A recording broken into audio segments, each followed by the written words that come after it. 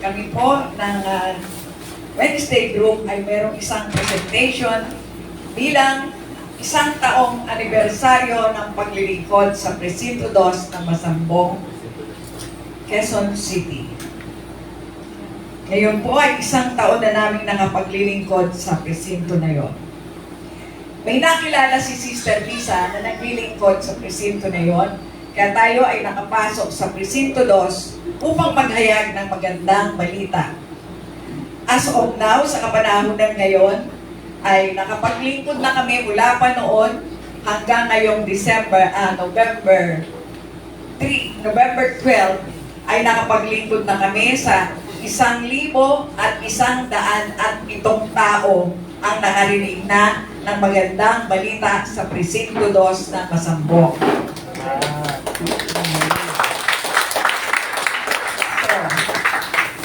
Meron tayong mga dapat na pasalamatan ng mga tauhan ng Presinto 2. Si Police Lieutenant Gerald Malabasa, si Police Master Sergeant Mayen Camba, si Police Corporal Adela Sangin, and si Police Sergeant Bien Santos, Jail Guard. Kaya sa mga pagkakataong ito, tayo ay nagpunta roon sa Station Community Affairs and Development, Police Station Number 2, Masambong, Quezon City. Nag-start po tayo doon November 13, 2024. Kaya ito po ay 1 year ng anniversary. Muling inuulit ko po, 1,107 kaluluwa na ang nakarinig sa kanila sa presinto na yon ng mga taong nakakonfine sa selda. Sa araw na ito, dadalhin po namin kayo kung ano ang tunay na nangyayari kapag nandun kami sa Presinto 2. Nagsisimula po kami sa pagdating namin doon, nakikita namin ang mga pulis na naroroon na wini-welcome din kami sa kagandahan nilang loob. Ina-appreciate nila ang pagpunta natin doon. Ngunit hindi kami makapag-start kung halimbawa meron pong pang-bisita ang mga nasa selda. Kaya, pagkaalis ng bisita, at saka lamang po kami nakakapasok. Minsan, 2:30 nandun na kami, pero makakapag-start ng alas 3 o kuminsan pasado pa upang wala na pong dalaw ang mga nakakonfine doon. Nanggagaling mga nakakonfine dito sa iba't ibang dako sa Presinto 2. Iba't iba mga kasong nakapaloob din po dito. Ngunit sila, kapag naroon na kami, magsisimula kami sa pagpapaawit sa kanila.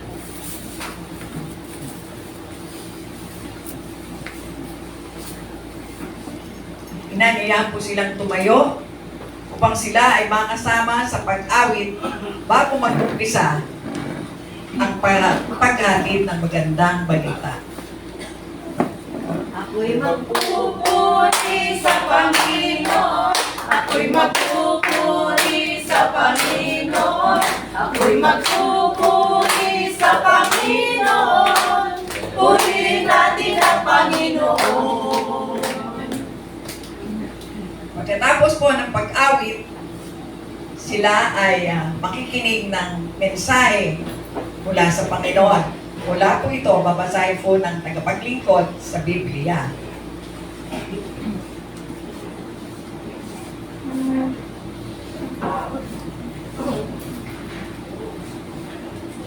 Sapagkat gayon na lamang ang pag-ibig ng Diyos sa sanlibutan, na ibinigay niya ang kanyang tanging anak, upang ang sinumang sa kanya ay sumampalataya ay huwag mapahamak, hindi magkaroon ng buhay na walang hanggan. Sa pagbabasa ng magandang balita ng Panginoon at sa kanilang pakikinig, nag-aanyaya ang tagapaghatid ng magandang balita kung sino ang nais kumilala at tumanggap sa Panginoong Yesus as Lord and Savior of their life.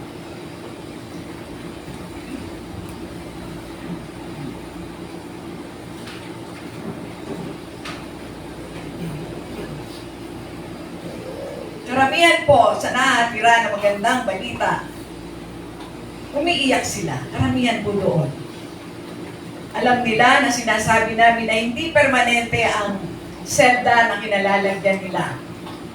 Ang selda kung saan sila naroroon ay upang sila ay umugin, turuan, upang hindi na ulit magbalik sa kanilang ginawang kasalanan. Meron po doon na tumanggap na araw mismo ng kanyang birthday, tinanggap niya ang Panginoong Jesus as Lord and Savior of his life. Kaya ang Panginoon ay patuloy na gumagalaw sa pamagitan ng mga mensahe ng Panginoon sa kanilang buhay. Minsan po, umaabot sila ng 16, 25, 28, 38, marami po. Alam niyo po, ang kanilang kinalalagyan masikip. Minsan sa napakarami nila, hindi na sila nakakahiga. Nakaupo na lang. Baka kung pwede lang, kung napakarami na nila, ay nakatayo na lamang sila. Kung minsan po may mga pagkakataon na ganon, at kung minsan sa gitna ng paghatid ng magandang balita, may darating na bago.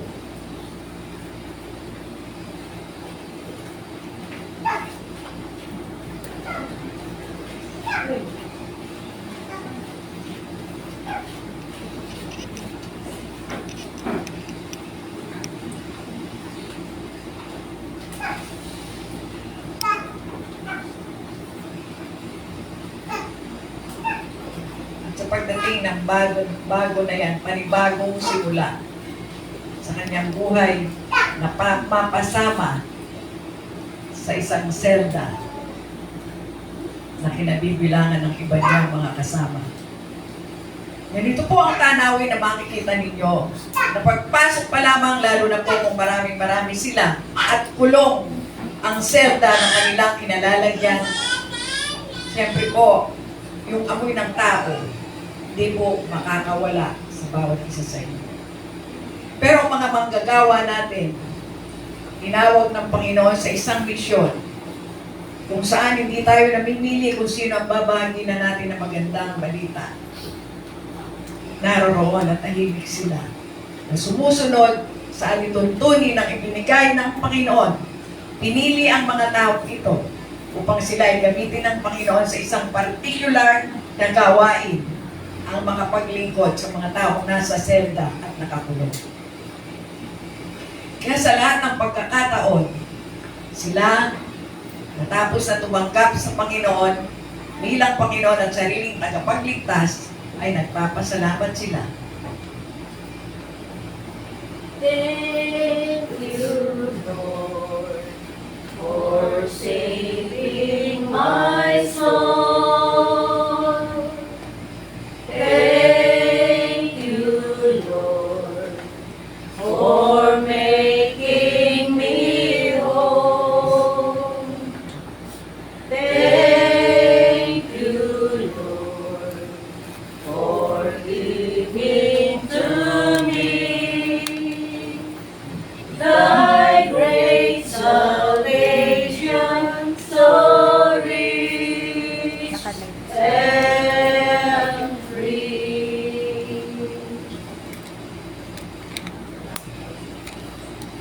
Tapos na sila ay tumanggap, bibigyan po sila ng mga pasalubong na nagagaling sa grupo upang bigyan sila ng merienda.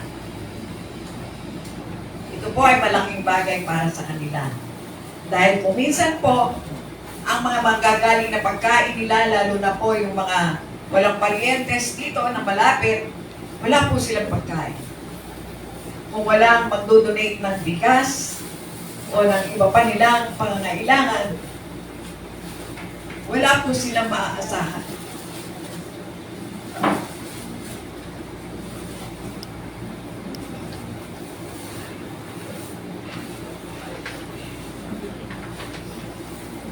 Kaya, isang papuri po at pasasalamat sa Panginoon na binigyan tayo ng karapatan na makapaglingkod sa mga kulang palad na nasa sa loob ng selda. Naatiran sila ng magandang balita through the power of the Holy Spirit na ibinigay ng Panginoon sa ating lahat upang magkamit tayo minsan pa sa isang pagkakataon na katulad nito na isang taong anibersaryo ng ng Wednesday group sa paglilingkod sa Presinto 2.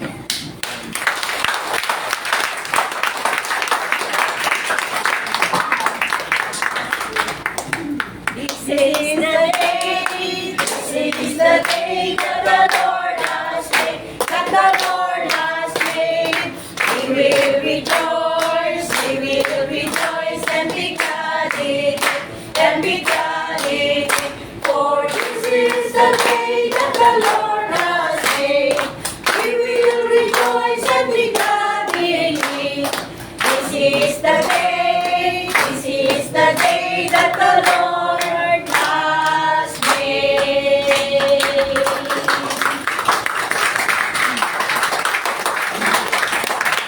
We are the Wednesday group. Praise God. Glory to God. Hallelujah.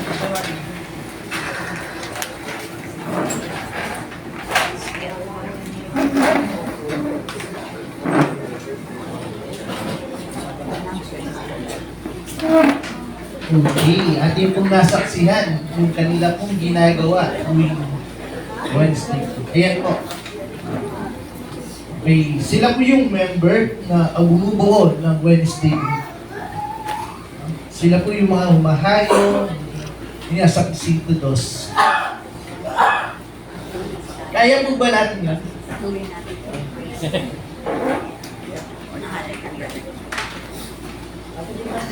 Yan yung pagpapak namin ng pagkain. So, preparation po nung ginagawa nila yung pagpapak ng pagkain na dinadala po nila sa Presinto 2.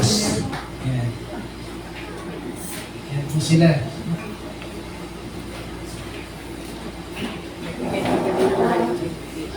Hygiene kit. Ayan po. Hygiene kit. Hygiene kit daw po. Ayan. Nag-distribute ito pala ng hygiene kit. Dami po sponsor, no? Galing. Ayan.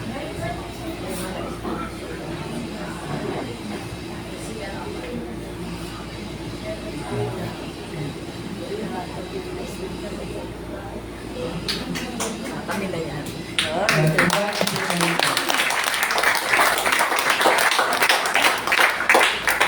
Yan po yung mga sundalo. Yes. Okay? Hopefully, na-inspire tayo sa ginawa nila o ginagawa nila. Yun. Nabahagi na po ba tayo? Na-encourage po ba tayo? Yung sa kanilang ginagawa? Yung paghain po? Yan. So hopefully, one day, kasama po tayo. Kasama naman sa Panginoon. Kasama lang po sa panalangin. Yun po. Sige, dako po tayo sa ating pong announcement na ating pong ipa-flash dito sa ating